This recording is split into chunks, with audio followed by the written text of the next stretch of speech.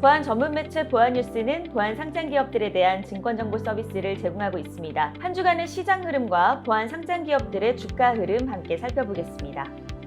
인플레이션 지표가 지속적으로 둔화되면서 시장은 점차 인플레이션에 대한 논쟁이 마무리될 듯합니다. 지난 30일 발표된 미국 7월 개인 소비 지출 지수가 전년 대비 2.5% 상승한 것으로 나타나 인플레이션 우려 안정화가 진행될 전망입니다. 오는 4일과 6일에도 각각 8월 구인구직 보고서와 고용 보고서 등 발표될 예정으로 시장은 미국 연준이 이번 고용시장 지표 발표 결과를 토대로 9월 기준금리 인하폭을 결정할 것으로 예상하고 있습니다. 이 같은 미국 시장의 흐름으로 연준의 기준금리 인하 가능성은 점차 높아져 가고 있습니다.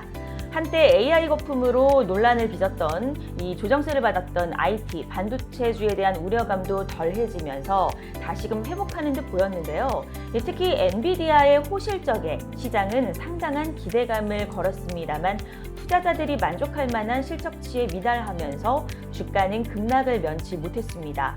이러한 엔비디아 실적에 대한 실망감이 시장의 악재로 작용하면서 반도체 관련주 조정세는 피하지 못했습니다.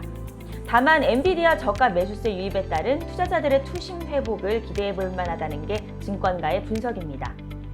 이에 따라 국내 시장 역시 미국 시장과 동조화되는 흐름을 보였는데요. 특히 AI 과잉 생산 우려감에 민감하게 반응하며 삼성전자, SK하이닉스, 한미반도체 등 국내 주요 AI 반도체 종목들이 하락폭을 키웠습니다. 반면 원화 강세와 기준금리 인하, 소비 확대 기대감으로 제약바이오, 신재생에너지, 화장품 관련주들이 강세를 보였고 중동 지역 리스크 여파로 방산주들도 강세를 보였습니다. 보안 관련 테마 분야에서 지난주는 보안 상장 기업들이 대거 주목을 받은 한 주였습니다.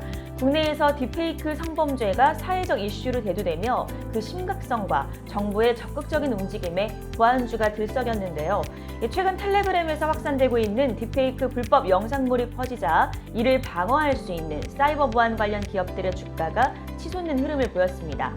지난달 27일 센즈랩은 29.90% 상승한 7,950원의 상한가로 마감했고 사이버원이 18.77% 상승한 3,670원에 한싹이 29.93% 상승한 7,120원에 CU박스가 29.99% 상승한 1,120원의 상한가로 마감했습니다. 이날 모니터랩도 26.98% 상승한 4,400원의 종가를 형성하면서 상한가에 근접한 주가 흐름을 나타냈습니다. 특히 상한가를 기록한 이후에도 지속적인 상승 흐름을 이어간 센즈랩은 보이스피싱, 딥페이크를 방어할 수 있는 기술 개발을 위해 2027년까지 AI 역기능 억제를 위한 사이버 보안 특화 등 정부 연구개발 과제를 진행하고 있는 것으로 전해졌습니다. 이처럼 딥페이크 등 사이버 범죄 확산에 따라 보안 상장 기업들이 시장의 주목을 받은 가운데 지난주 보안 상장 기업 시총 상위 종목 흐름 함께 살펴보겠습니다. 보안 상장 기업 중 한 주간 대비 큰 폭으로 상승한 기업 센즈랩이 58.85% 상승한 9,960원, 라운시큐어가 27.33% 상승한 2,390원, ICTK가 지난주 이어 16.78% 상승한 1,090원의 종가를 형성하며 급등세를 보였습니다. 센즈랩은 상한가를 기록한 이후에도 4거래일 연속 상승세를 이어갔고 3거래일 연속 기관이 담는 모습을 보였습니다.